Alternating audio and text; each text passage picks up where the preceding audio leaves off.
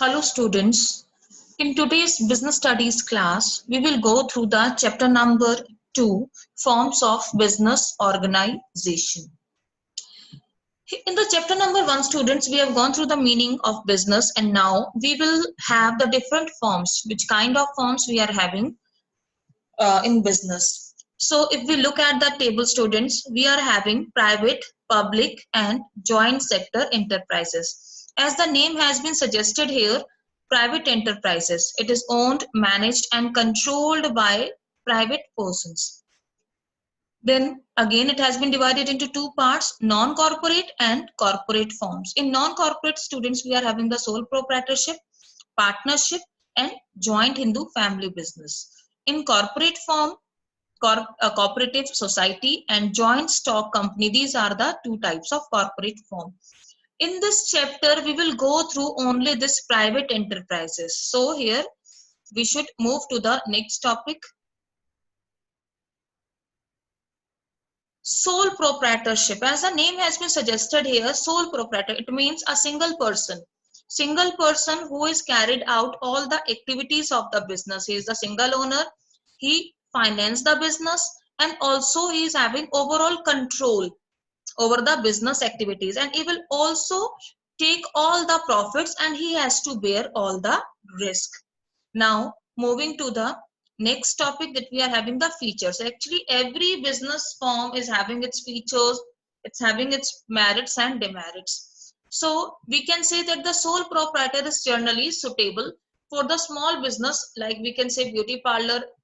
We are having the journal examples near about life, hair cutting, saloons, small scale activities like the retail shop. Even in your home, you can also see your father also involved in such kind of activities where we are having only a single person.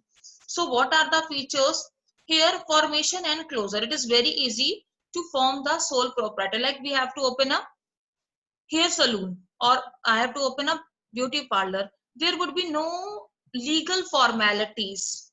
But in some cases, like for the ordnance factory, we need to take some license. Like the liquor shop, we need some of the license. Otherwise, there is no such kind of legal formalities. Now, second feature, sole risk bearer and the profit receipt. Single person is there, so he will bear all the risk and he will also take all the profits. Now third point is control. So all the business activities are under the control of the sole proprietorship. Now fourth is no separate entity. It means the business and businessman, they are same. There is no difference between the business and businessman. They are considered as one. So all the liabilities will be borne by the, he is responsible for all the activities of the business. Then fifth point is given here, unlimited. Students, you must be aware about this word unlimited liability. In accountancy, you have also gone through this word unlimited. It means the person has to, liability means what you have to pay. Unlimited, beyond the limits. So in case of, if suppose I have to make the payments and my business assets are not sufficient, so in that case I have to pay the pay from my personal assets. So it is known as the unlimited liability, when the business assets are not sufficient and we have to make payments from our personal assets. This is known as the unlimited liability. Now sixth feature is lack of business continuity. As business is directly related with the businessman, so there is a direct link. Any death, insanity, imprisonment, physical ailment, he is suffering from fever, he is not able to attend the business, it will directly affect his business. So these are the features. Now moving to the merits.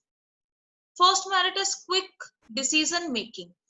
As he is single person, there is no need to consult with the others. So there is a quick decision. It's a very big merit of the sole proprietorship. That's why we like this.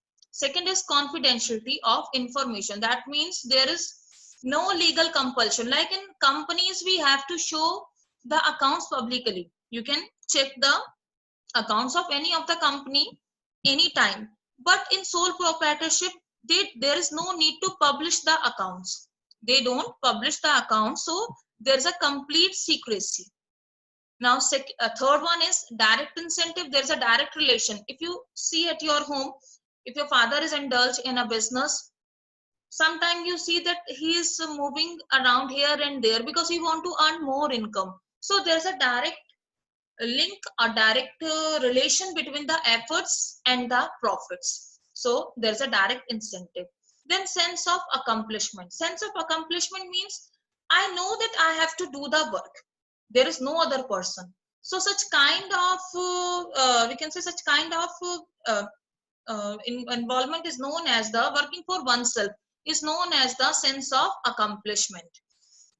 Now, fifth point is easy of formation and closure. As we know that there is no such kind of legal formalities, so it is easy to form and close.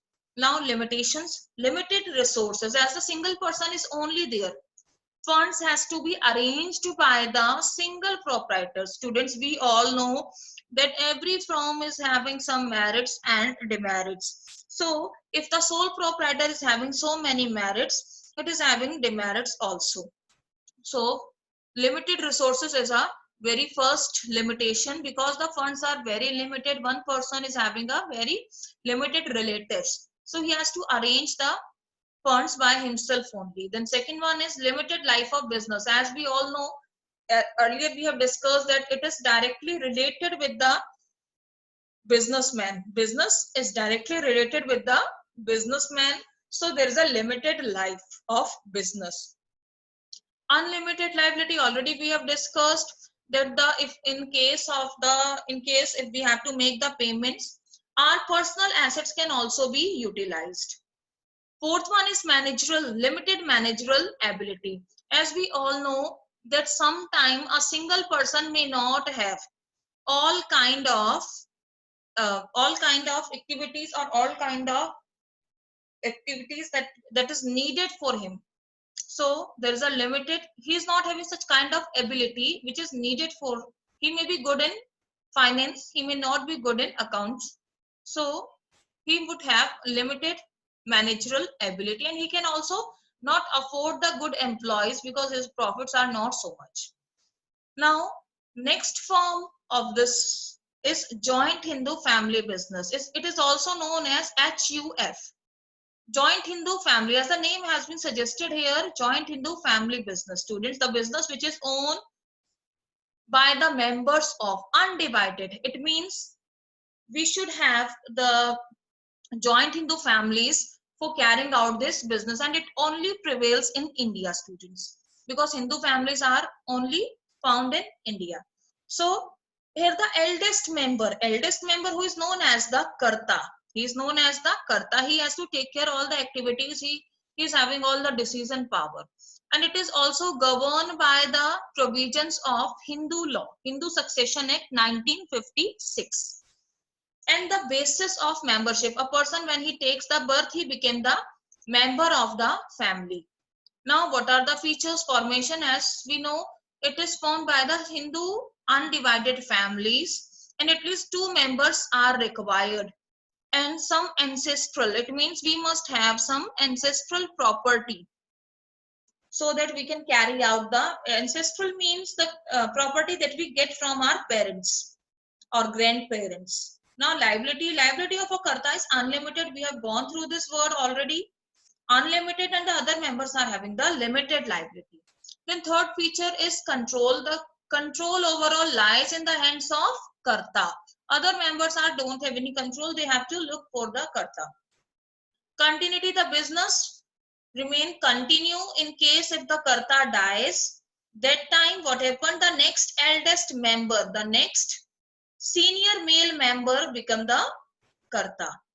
Now, minor member. What about minor member? As we all know that by birth a person can be the member. A child became member by birth. So a minor can be, minor means a person who is under the age of 18. He can easily become the member of the business. Now, merits.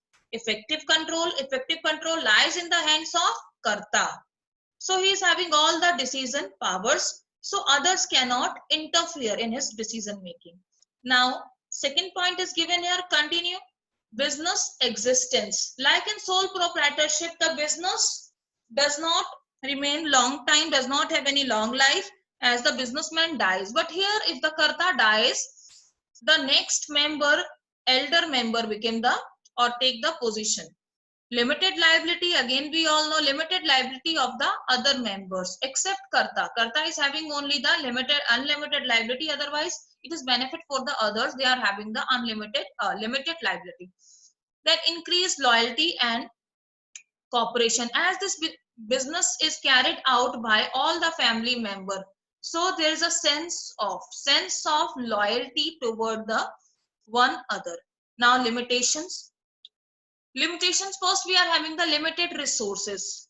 As limited resources, students, the business is totally dependent on the ancestral property, so there is a shortage of capital means the investment that we need to carry out the business activities, so there is a limited resources.